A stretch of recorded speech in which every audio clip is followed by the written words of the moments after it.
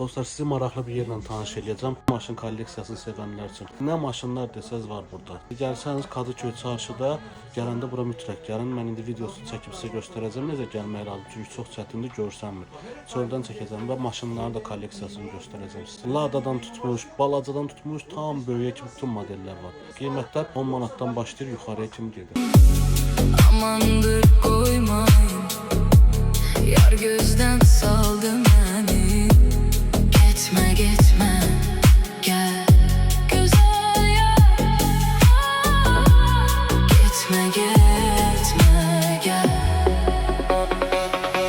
Oh, kurbanam han gözüne, nazla bakan gözüne. Gitme gitme, gel.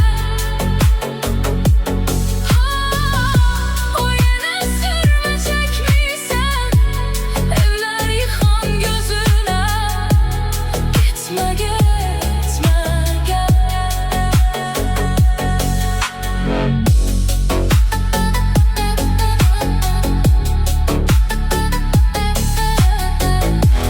Gitme gitme, gel. Dostlar, bax Kadıköy çarşıdan gəldiniz. Bax həmin burada Gərgədan Hobbi. Bu blokdan içəri girirsiniz, arxada qapısı var. Çox maraqlıdır, gəlin.